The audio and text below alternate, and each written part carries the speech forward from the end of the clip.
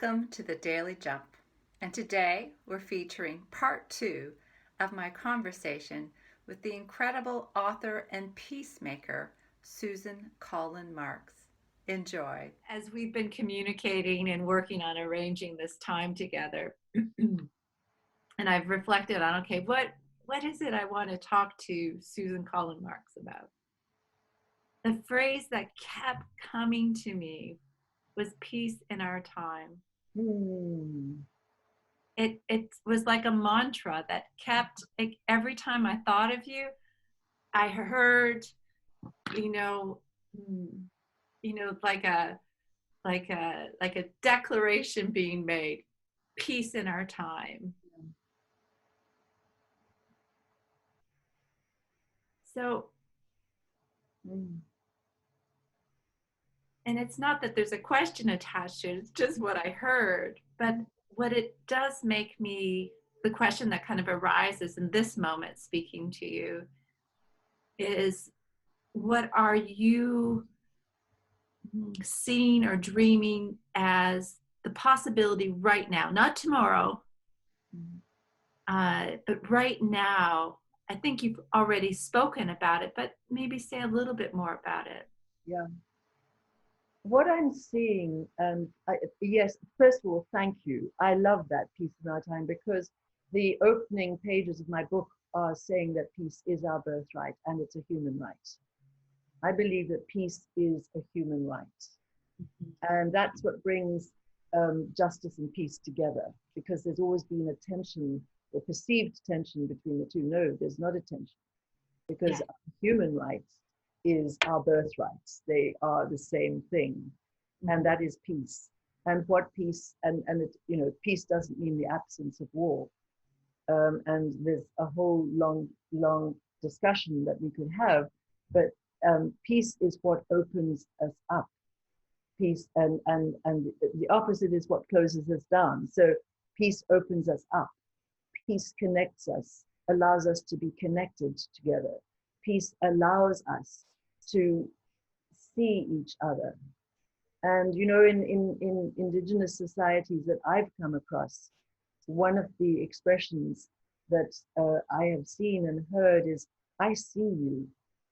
Yeah. And that's how sometimes people greet each other, is I see you.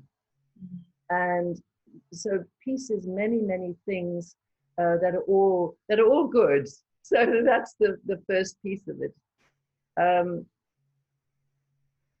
I have always felt that wisdom is inherent in all of us.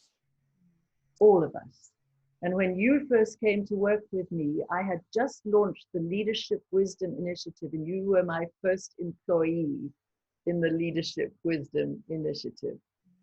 And that's what we did for the time that you were there, was to focus on that. And so wisdom has been an important word in my life for a long time, which is why I brought it in there to around the whole question of leadership. But it's more than that. It's about how we live our lives. I believe that one of the most important things that we can do is to live our lives the way we want the world to be. Live our lives the way we want the world to be. And what that does is it means that each one of us can and does contribute, whether we like it or not. We are having an effect on life, whether we like it or not, just by our sheer existence. So if we make the choice to really live our lives according to our values, according to our lights, then we are contributing to the greater whole. And let me tell you this also, that any of us who's missing in action leaves a hole in the mosaic of life. Yes. We need every single person, the people who agree with us and the people who don't. Absolutely. We need the people who don't agree with us. Yes. And instead of demonizing and dehumanizing them, which is what we have been doing to the extent that we absolutely have to reset our society. I've seen the pain of that in my work. I have seen the pain in people who have been demonized and dehumanized because they are different. And because they're not the same as the person who's doing that demonizing and dehumanizing. I've spent many years counseling top political leaders around the world. And without exception, they tell me of the pain of political attack. And political attack is just normal in much of the world. It's considered normal. It shouldn't be. It's horrible. It does terrible things to people. And what it often does is cause them to then attack back. Yes. So the core here about one of the lessons we can learn here is that when something is broken, which is what conflict is about, when we demonize and dehumanize, when we are against something instead of for something else, we are something is broken apart, something is torn, and the only way we can heal it, make it whole, which is what healing means, is to bring together all the pieces and put them back together again, not just the pieces we like. Yes. One of the teachings is that we cannot heal our world only with the people we like. We cannot heal an issue only with the people we like. Yeah. We need everybody in the room. And if there's somebody you don't want in the room, that means that person has to be there. Yes. That, it's a rule of thumb. If you really feel, oh my God, I don't want that person there, which we often do. I felt that often. Yes. Because they're going to mess it up. They're going to block it. That person has to be a part of the process. So the healing of our world right now that has been set in motion is about us, part of it is about us recognizing that we're all in it together. We're all in life together. Yes. We're all on this planet together, which is our only home. There is no planet B. This is it. We belong, and we have a right to be here. We have a right to life. We have a right to breath. We have a right to live a decent life. Wherever I go in the world, everywhere, whatever culture, whatever language, whatever continent, people say the same thing. They say, I just want a decent life for my family. I want health and a roof over our heads and education and opportunity and the ability to dream. I want to live in beauty. Mm-hmm. And it's the same thing. And it's I've perceived often that the divisions in our world are caused at a much higher level, a level of leadership. So I was very heartened by two things recently in the headlines over here anyway. And the one was when the United Nations Secretary General called for an international ceasefire. He just said, we have to stop. During all of this, we have to stop all the wars. And already there has been some reaction to that. It's very early days, but already there is a response.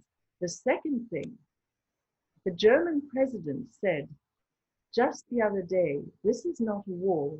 This is a test of our humanity. Wow. That's a leader. That's the president of a powerful country saying that. Imagine if the leaders of more countries were saying that kind of thing, what a world we would live in, but they're not, and they don't mostly. Mm-hmm. So we need to also exercise our right to vote for people of good values and good hearts who will build a good world with us building with them, because what I've also learned is that the political and the personal are absolutely interconnected. The people who are in power are just human beings like you and me. Mm-hmm. Okay? Mm-hmm. So it is very personal. And we see it playing out again and again with leaders. We see who they are playing out. We sometimes learn about the life experience that has made them the way that they are. And sometimes we only learn that after they've ceased to be leaders. But everybody is acting out of their life experience. And there is no such thing as a neutral human being. Mm-hmm. And when we are wise, we bring in good advisors to help us keep on track when we're leaders. We bring in people who are hugely competent in their specific fields of whether it's science and technology or it's education or health. We bring those people in to support our leadership, to show us the way in their areas. So these are ways that we really, as individual human beings, by exercising our right to vote, which I hold sacred, coming from a country where people died for the vote, uh, to exercise our right to vote for the right person, but also not just at the national level, but in our communities, by Absolutely. bringing our voice, by being willing to engage, to speak our truth, to share our thoughts and the wisdom that we have accumulated, and ask for everybody else's wisdom. And so the manuscript that I've been working on is really about all of us now need to bring our best wisdom, our best thoughts, our best selves to this world. And this was long before coronavirus. This was, I started writing this a few years ago. Books take a long time, as you know. And and now more than ever, the message of the book, which is that we all can and must. This is a call. This is a clarion call to us to bring our wisdom to bear on our world, on ourselves, on each other, to heal ourselves, each other, and the planet. Mm-hmm. Mm-hmm. I just want to circle back to something in that, because I think there's a voting that we need to do with our actions too, right? Yeah. The actual physical vote, essential. Absolutely. We need to be voting at all levels and adding our voice. And to kind of tie it back to the peace in our time as well, which again, I'm kind of connecting some dots here perhaps, but the initiative that you and I worked on together, one of our bylines, so to speak, was leadership from the inside out. Yes. So the peace that we're talking about here isn't just external peace. Part of the voting and the action has to be internal peace. Yeah. Because in my experience, all violence actually starts inside. Yes. That the permission is given internally first about engaging in violence. And so this whole place that we are in this world brings us to back home to ourselves in a way, literally and figuratively, where our greatest teachers, as you said, are our family.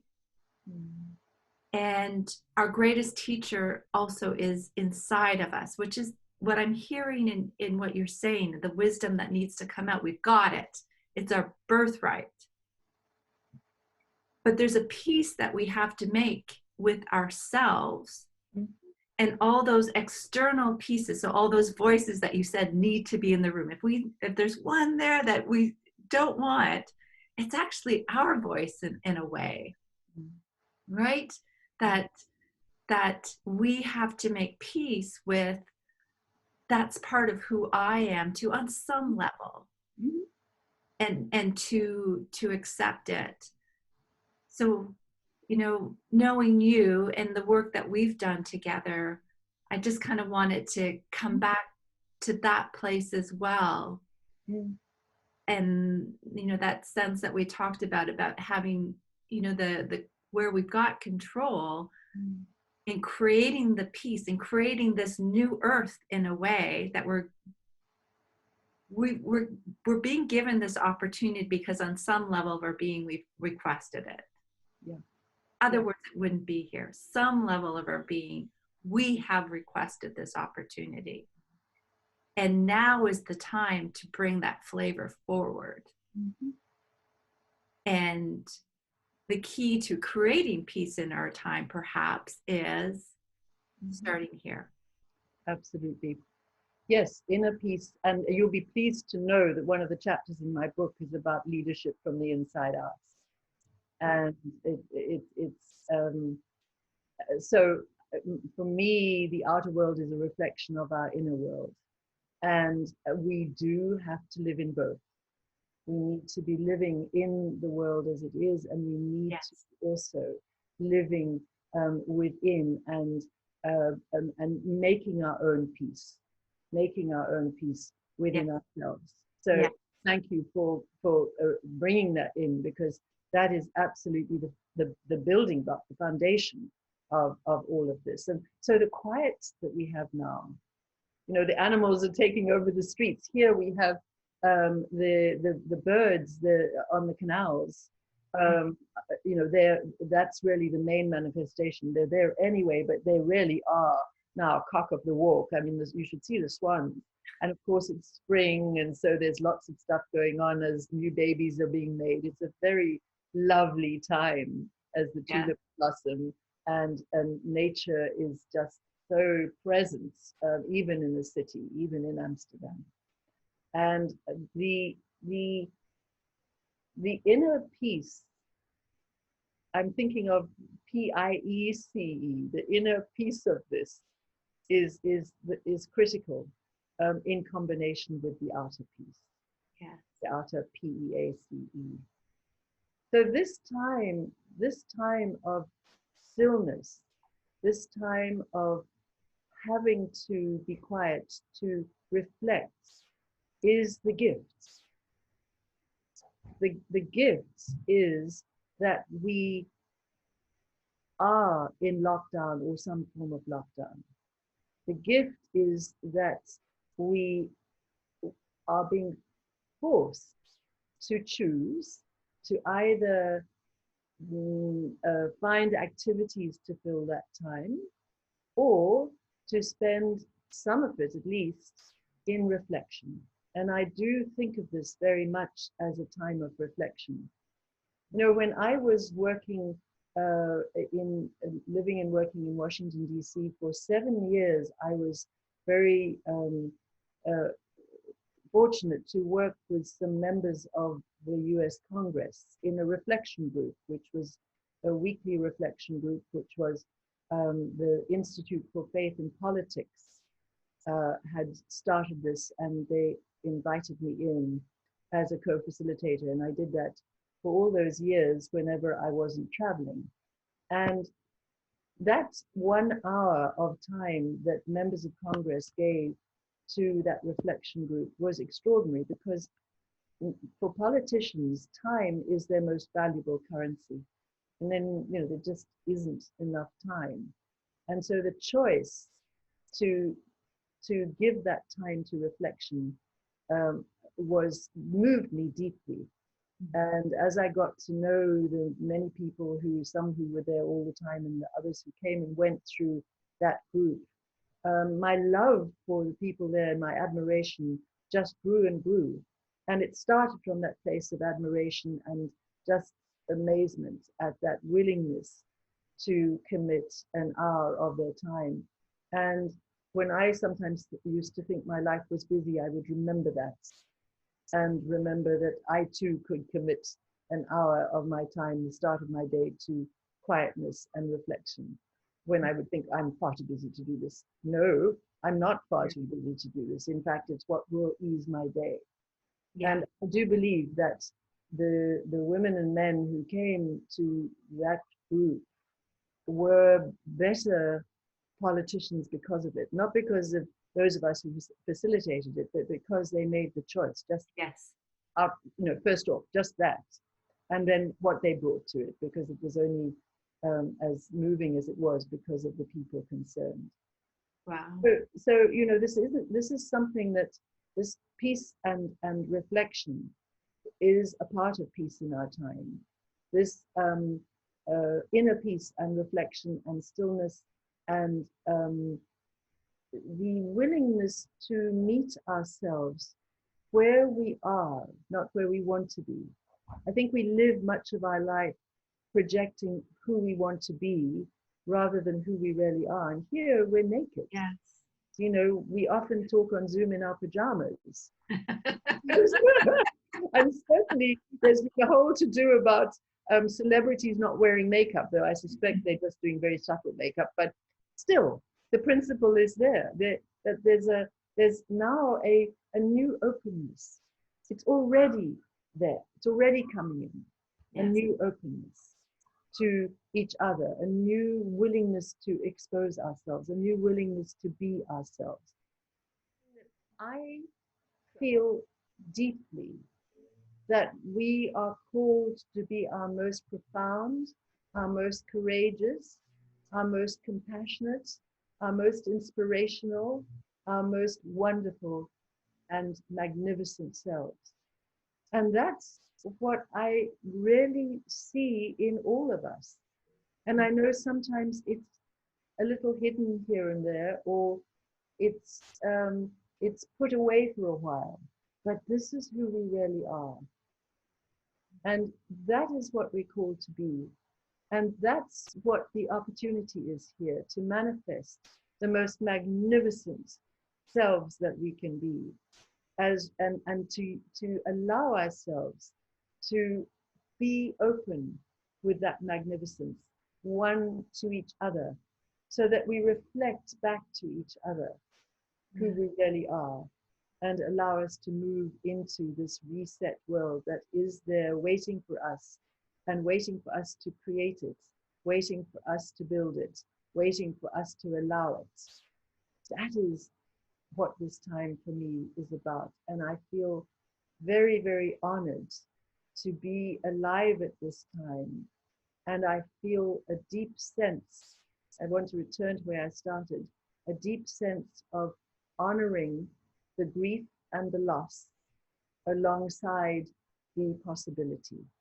And I don't want to lose the grief and the loss in the inspiration and the possibility. They have to go side by side. And so I will always circle back to that collection and hold in my hands that basket of sadness and joy, which is what always permeates our lives. I know that we are going to do this. We are going to come through this despite the odds. And we're going to be a better world community, a better world for all life. I know that. Well, I usually end with asking my guests what advice they have, but I feel you've just given it to us, and it was very complete and perfect. So Susan Collin Marks, I just want to thank you so much for spending this time with us today, sharing your wisdom and your experience and your insights, and your upliftment through your heart and your words. So thank you for joining us today on The Daily Jump. Thank you. Bless you.